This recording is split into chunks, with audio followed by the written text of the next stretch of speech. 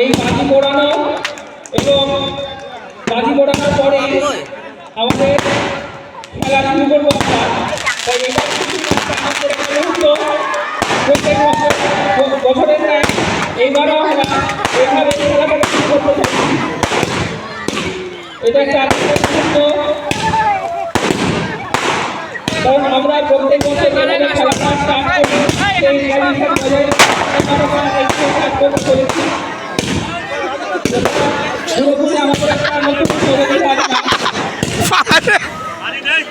আমাদের এখন ধরে গেছে।